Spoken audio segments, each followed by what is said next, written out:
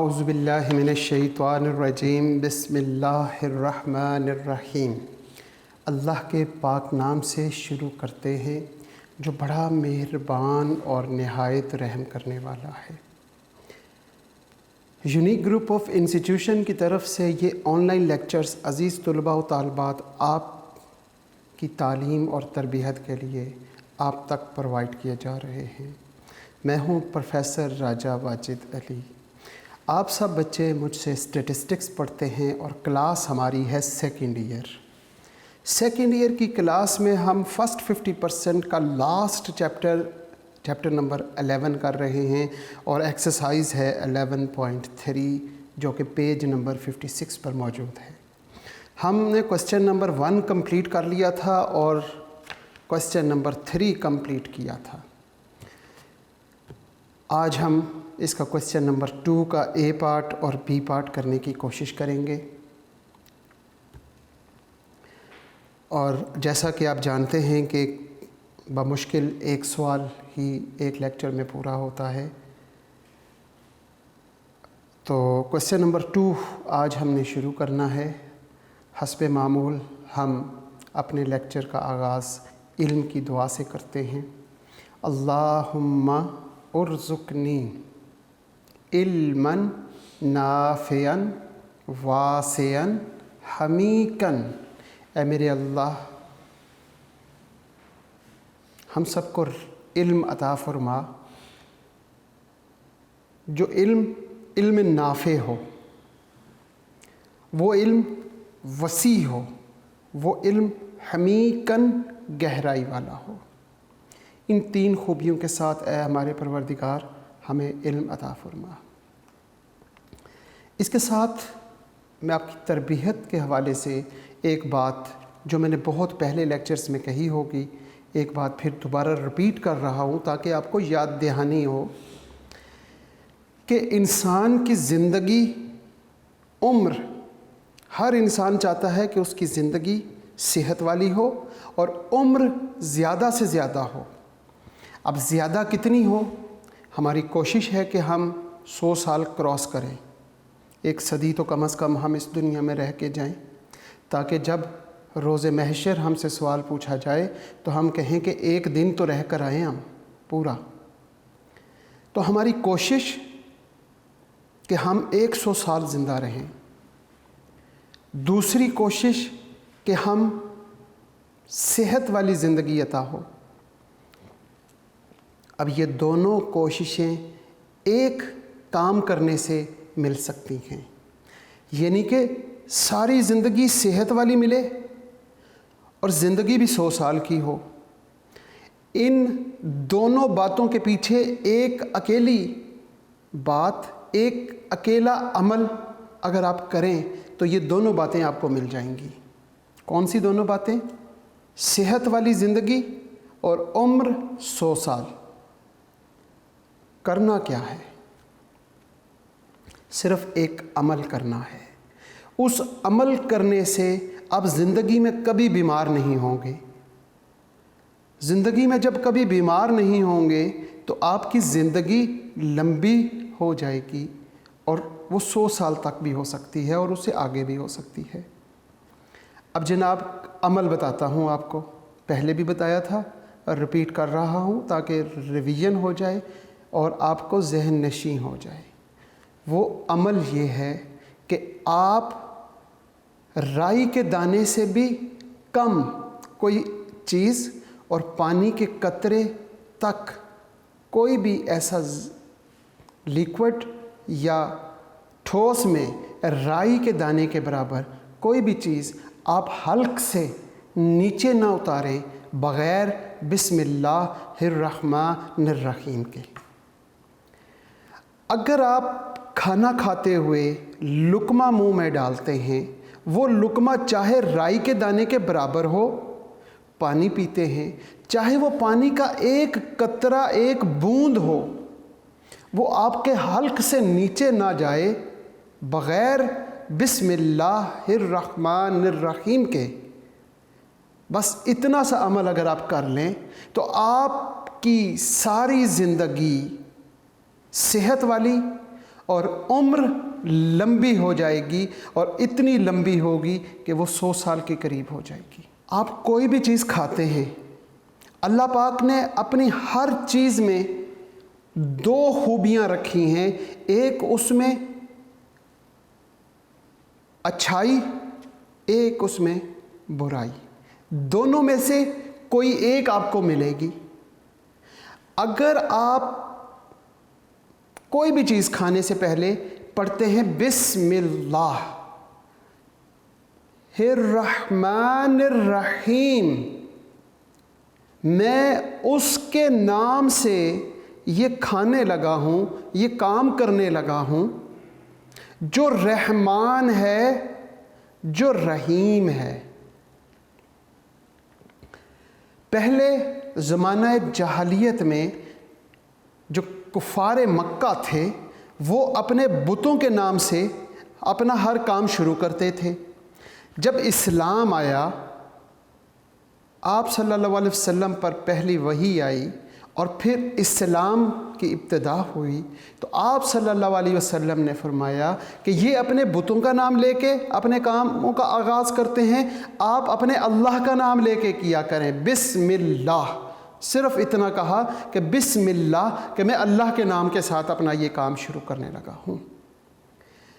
कुफ़ारे मक्का जो अपने तमाम बुतों को तो जानते थे, लेकिन ये अल्लाह उनके लिए पहला लफ्ज़ आया, नया लफ्ज़ आया, तो उन्होंने मुसलमानों से पूछा, कुफ़ारे मक्का ने, कि ये अल्लाह कौन है, हम तो नहीं इनसे जानते, इनको डिफ़ाइन करें कि ये कौन है। तो फिर अल्लाह ने 2 अपनी खुसूसियात साथ एडजस्ट की, बिस्मिल्लाहिर्रहमानिर्रहीम, अल्लाह वो है जो रहम करता है और वो रहीम है। अब ये 2 लफ्ज़ हम तो ये समझते हैं रहमान का मतलब भी रहम करने वाला है और रहीम का मतलब भी रहम करने वाला है, लेकिन वो जो कुफ़ारे मक्का थे वो अरबी को, इनके वज़न को अच्छे तरीके से जानते थे। उन्होंने इसको कैसे पहचाना, या हमने तो सिर्फ़ रहमान रहम से निकला है और रहीम भी तो बस रहम करने वाला, नहीं नहीं नहीं, ऐसा नहीं है। रहमान का जो वज़न है इस लफ्ज़ का, उसका अगर वज़न बाकी लफ्ज़ों को देखें तो रहमान, तूफ़ान, तुग़यान, फैज़ान।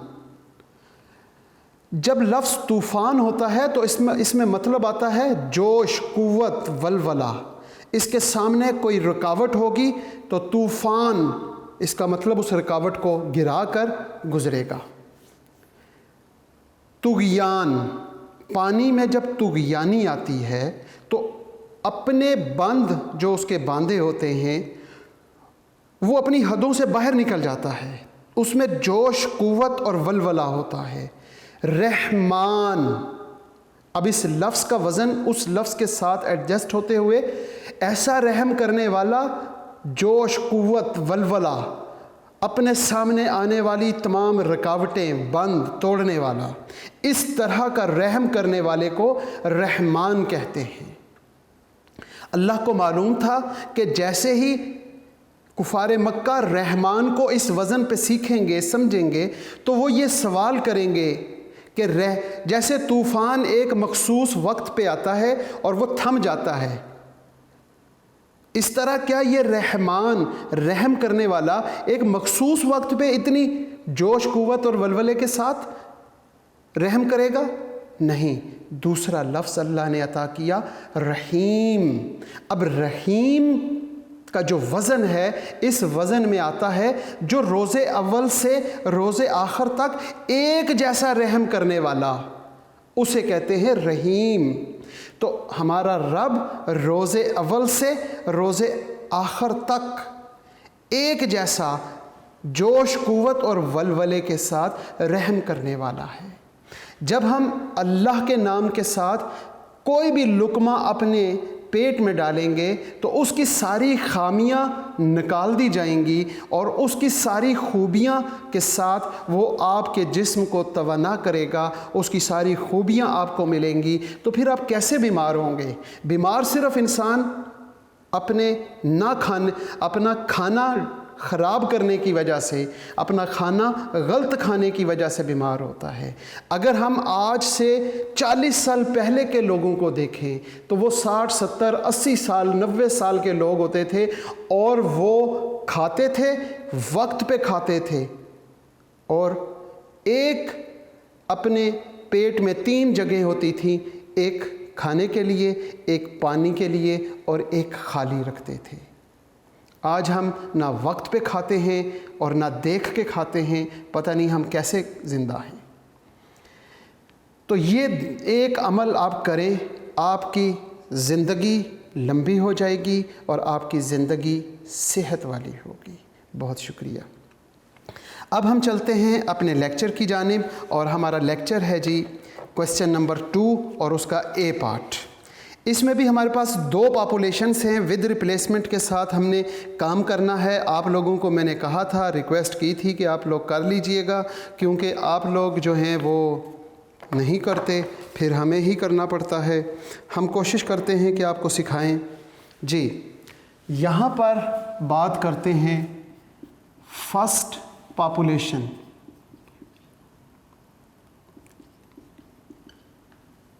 और साथ ही हमारे पास है जी सेकंड पॉपुलेशन। सेकंड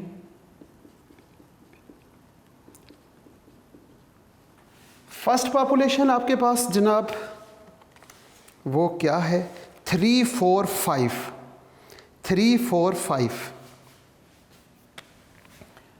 3, 4 और 5।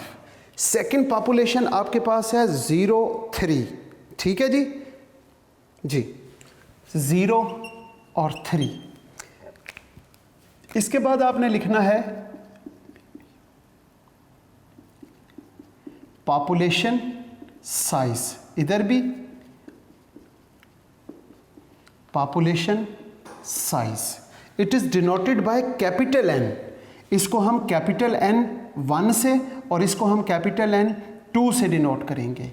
कैपिटल N1 काउंट कर लो जी, 1, 2, 3, और कैपिटल N2 वो 2 है। इसके साथ हम देखेंगे पॉपुलेशन के बाद sample size, sample size, sample size, it is denoted by small n, N1 और इधर N2।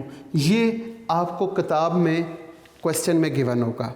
हम पढ़ते हैं N1 भी 2 है और N2 3 है। हम यहाँ पे क्या लिखेंगे, ये 2 है और ये 3 है। इसके बाद हम देखते हैं सैम्पलिंग मेथड, सैम्पलिंग मेथड,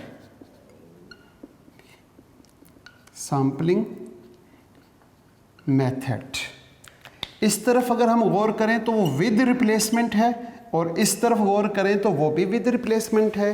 क्या ऐसा है, गौर करें जी, let the variable x1 represent the mean of random sample of size N2 with replacement. ठीक है जी, पहली जो पॉपुलेशन है उसको विद रिप्लेसमेंट के साथ draw from the population finite population 3, 4 and 5। Similarly, let x2 represent the mean of the random sample of size N2 is equal to 3 with replacement draw the population 0, 3। अब आगे कहते हैं assuming 72 difference possible difference between two sample mean x1 bar and x2 bar। अब हम यहाँ तक पहुँच के फिर आगे चलते हैं। इसके बाद मेरे बच्चों को मालूम है कि हमने यहाँ पर क्या करना है, x1 स्केयर। अगर मैं यहाँ पे x1 लिखूँ तो वो है जी 3, 4 और 5। इनका मैं स्केयर करता हूँ, 3 का स्केयर 9, 4 का स्केयर 16 और ये 25 हो गया। अब हम यहाँ पर क्या करें, इनका टोटल कर लें, 3, 4 और 5 इनको जमा करते हैं तो यहाँ पे आ जाएगा 12 और यहाँ पे इसका टोटल करते हैं तो ये तो मुझे लगता है कि ये 50 है, 50। ठीक है जनाब, ये टोटल हो गया। इसके बाद हमने क्या करना है, इसके बाद बच्चों को मालूम है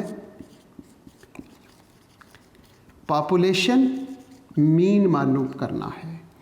यहाँ पर भी हम कर लेते हैं जनाब, ये हमारे पास x है, x कौन सा है, सॉरी यहाँ पे हम लिखेंगे x2 है, और x2 और इस तरफ हम x2 का स्केयर कर लेते हैं। x2 हमारे पास जनाब 0 है और 3 है, 0 का स्केयर 0 और 3 का स्केयर 9। दोनों का टोटल करना बहुत आसान, इसका टोटल 3 और इसका टोटल 9, 3 और 9 है। पॉपुलेशन मीन इस तरफ भी मालूम करना पड़ेगा जी। पॉपुलेशन मीन का फार्मूला होता है x, नहीं x नहीं लिखेंगे क्योंकि पॉपुलेशन है तो हम म्यू लिखते हैं, μ2 यहाँ पे μ1, फार्मूला होगा समीशन x1 ओवर n1। अच्छा जी, समीशन x1 का सम हमारे पास है 12 ओवर n1, 1 2 3। तो क्या आया, 12 को जब आप 3 पे डिवाइड करते हैं, 12 को 3 पे डिवाइड करेंगे तो आपके पास 4 आ जाएगा। यहाँ पे summation x2 over n2, summation x2 3 over 2, it is 1.5 आपके पास इस तरफ। अब हम मालूम करते हैं population variance,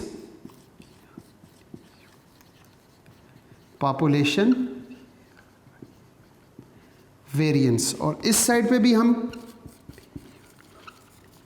population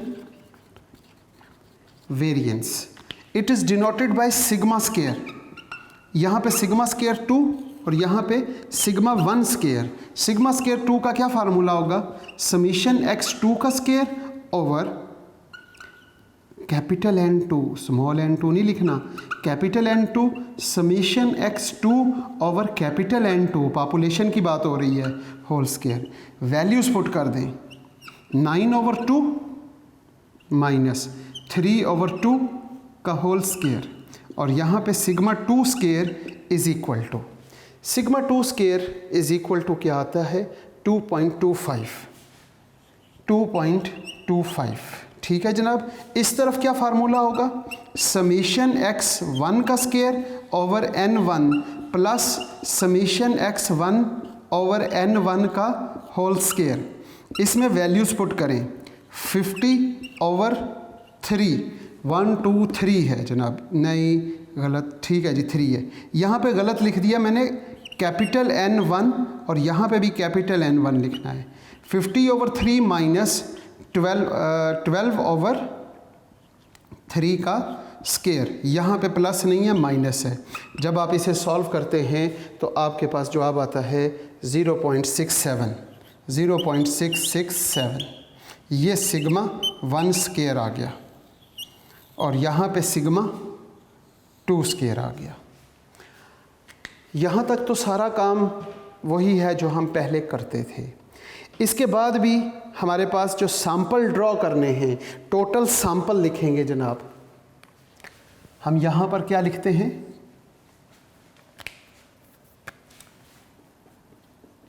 total sample, इधर भी हम लिखेंगे टोटल सैंपल। टोटल सैंपल को हम यहाँ से देखते हैं, अगर वो विद रिप्लेसमेंट है तो टोटल सैंपल का फार्मूला क्या होता है, टोटल सैंपल का फार्मूला कैपिटल N1 की पावर स्मॉल n1 और इस तरफ कैपिटल N2 की power small n2। Capital N1 आपके पास 3 है, उसकी पावर 2 लेते हैं, 3 की पावर 2 तो 9, यहाँ पे आपके पास 2 है, उसकी पावर 3 ले लेते हैं तो ये 8 आ जाएगा। अब आप सैंपल 1, पॉपुलेशन 1 के 9 सैंपल बनाएंगे और जो पॉपुलेशन 2 है उसके 8 सैंपल बनेंगे। अब आप सैंपल ड्रॉ करते हैं जनाब। सबसे पहले सीरियल नंबर, फिर उसके बाद सैंपल, फिर उसके बाद मीन x बार 1, 1 2 3 4 5 6 7 8 और 9 सैंपल इस तरफ बनेंगे आपके। और इस तरफ देखते हैं जनाब सीरियल नंबर,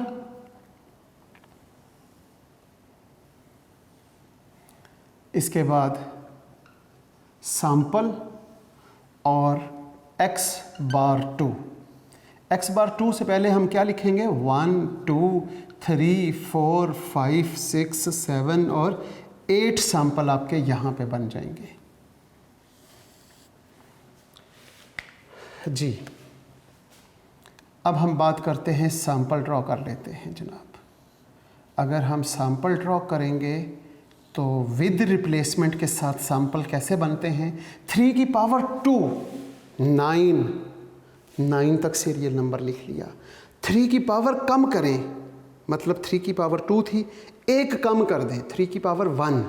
3 की पावर 1 तो 3 आ जाएगा आंसर। फिर आपने हर वैल्यू को 3 टाइम लिखना है। अब 3 टाइम लिखेंगे, पहली वैल्यू 3 है, 1 2 और 3 टाइम। 4 को 1 2 और 3 टाइम। 5 को 1 2 और 3 टाइम लिख लिया। अब 3 की पावर एक और कम करें, अभी 3 की पावर 1 थी, अब 3 की पावर 0 कर दें, जिसकी पावर 0 वो आंसर आता है 1। 3 की पावर 0 इज इक्वल टू 1। अब आपने हर वैल्यू को 1 टाइम लिखना है। यहाँ पे लिखेंगे 3, फिर 4 और फिर 5, फिर 3, फिर 4, फिर 5, 3 4 और 5। ये आपके पास सैंपल कंप्लीट हो गए हैं। अब आप इनका मीन मालूम करेंगे। इनका मीन कैसे मालूम करेंगे, 3 + 3 6 डिवाइडिंग बाय 2। आंसर क्या आता है, आंसर 3 आ जाएगा। 3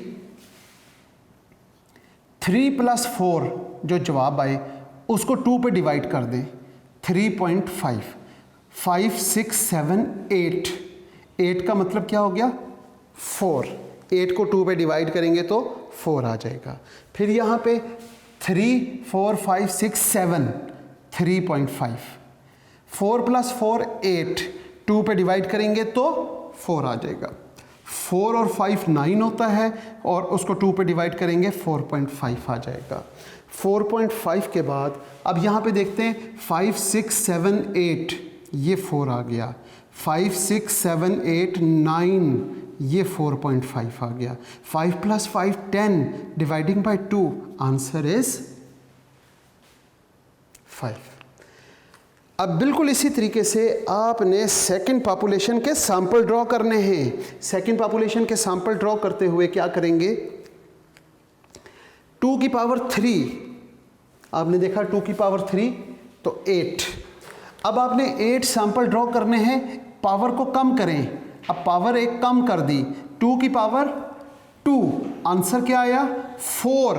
आपने हर वैल्यू को 4 टाइम लिखना है।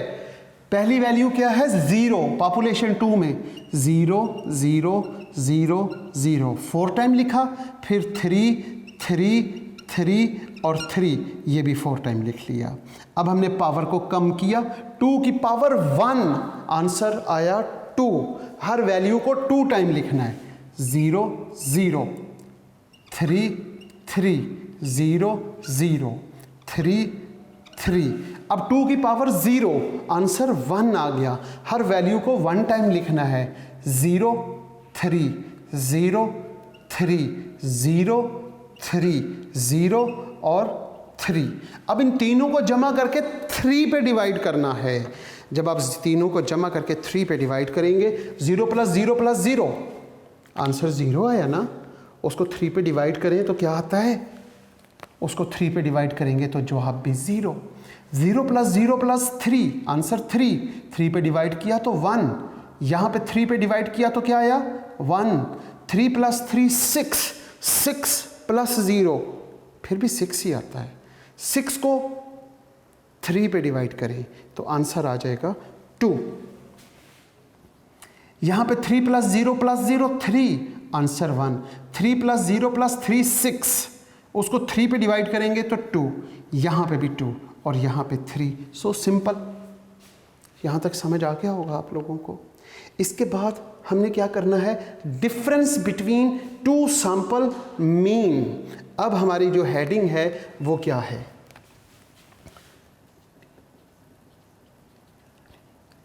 Difference between 2 sample means x1 x2 बार। अब हम यहाँ पर x1 बार लिखेंगे और यहाँ पे हम x2 बार लिखेंगे। x1 बार हमारे पास ये है 3 के बाद और 3 नहीं है, 3.5 और 3.5 भी नहीं है, फिर 4, फिर ये 4 और फिर ये 4, फिर उसके बाद 4.5। ये यहाँ पे गलती हो रही है, ये है 3, ये है 4, 5, 6, 7। ये जब 7 आया तो 7 को आपने 2 पे डिवाइड करना है। तो 7 को जब आप 2 पे डिवाइड करेंगे तो वो आपके पास 3.5 आएगा। 3.5, 3 और 3 6 और 1 7 हो जाएगा। इसका मतलब 3.5 2 मरतबा है, तो हम यहाँ पे 3.5 लिखेंगे। 3.5 ये देखिए, पहले 3 लिखा, फिर 3.5, 3.5 2 मरतबा, फिर 4 1 मरतबा लिखा, ये दूसरी मरतबा है, और ये 4 के बाद 4.5, ये 4.5 1 मरतबा, और ये 4.5 दूसरी मरतबा, और ये 5। ये हमारे पास ये 9 हैं, 1 2 3 4 5 6 7 8 और ये 9। इसके बाद हम यहाँ से लिखेंगे x2 बार। यहाँ पे ऐसा करते हैं कि ये लाइन लगाई, इस लाइन से इस तरफ लिखा x1 बार और इस तरफ x2 बार लिखेंगे। x2 बार हमारे पास पहली वैल्यू 0 है, फिर उसके बाद 1 1 1, 3 मरतबा 1 है, तो हम यहाँ पे 1 फिर 1 और फिर 1, 3 मरतबा 1, फिर 2 2 और 2, फिर हम यहाँ पे 2 2 और 2, और फिर हमारे पास 3 है। x1 बार यहाँ पे लिख लिया, x2 बार हमने यहाँ लिख लिया। यहाँ पे 1 2 3 4 5 6 7 8 वैल्यूज़ हैं। अब इन वैल्यूज़ को आपस में हमने क्या करना है, इनका डिफरेंस ले आना है। इनका डिफरेंस कैसे लिखते हैं, हम यहाँ पे पहले अपनी आसानी के लिए आपके पास जो किताब या कॉपी या नोटबुक होगी उस पर कुछ लाइंस लगी होंगी, और ये ऐसे लाइंस ड्रॉ कर लें। यहाँ पर ये, यहाँ पर ये, फिर ये और ये।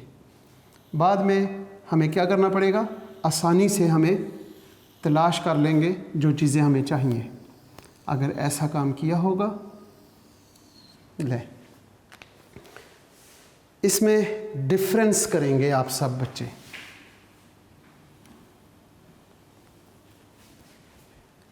x1 माइनस x2 बार, x1 ये वैल्यू है, ये देखें x1 की ये वैल्यूज़ है, x2 की ये वैल्यूज़ है, इनका आपस में डिफरेंस कर लें। 3 माइनस 0 3 माइनस 1 कितना होता है, 2 2 2, 3 माइनस 2 1 1 1, 3 माइनस 3 वो 0 आ जाएगा। इस तरीके से इसको कंप्लीट करेंगे। 3.5 माइनस 0, ये 3.5 है, ये भी 3.5 है, दोनों इकट्ठे लिखें ताकि कैलकुलेशन करीब करीब सामने नज़र आ जाए। 3.5 में से जब 0 माइनस करेंगे तो आंसर 3.5 और 3.5 आ जाएगा।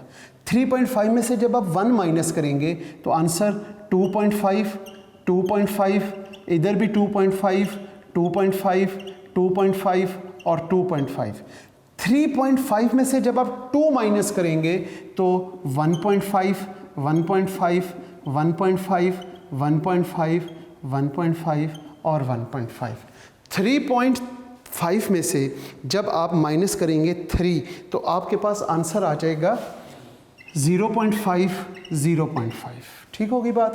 अब 4 माइनस 0 करें जी, 4 माइनस 0 4 4 और 4, 4 माइनस 1, तो यहाँ पे क्या आएगा, शाबाश 3, इधर भी 3, यहाँ पे भी 3। अब 4 में से माइनस करेंगे 2 को तो यहाँ पे क्या आ जाएगा 2, और यहाँ पे भी 2। 4 माइनस 3 तो 1। अब हमारे पास है 4.5। 4.5 माइनस 0, ये 4.5 को जब 0 से माइनस करेंगे 4.5, 4.5, 4.5 माइनस 1 तो 3.5, 3.5, इधर भी 3.5, 3.5, 3.5 और 3.5। अब 4.5 माइनस 2 तो क्या आएगा? 2.5, 2.5, 2.5, 2.5, इधर भी 2.5, 2.5। 4.5 माइनस 3, 1.5, 1.5। इसके बाद 5 है, 5 माइनस 0, 5, 5 माइनस 1, 4, 5 माइनस 2, 3 और 5 माइनस 3, 2। ये हमारे पास difference between two sample mean x1 bar x2 bar आ गया। अब हम क्या करते हैं? अब हमारा काम है sampling distribution of sample mean. अब हमने मालूम करना है sampling distribution of sample mean, वो हम यहाँ पे कर लेते हैं।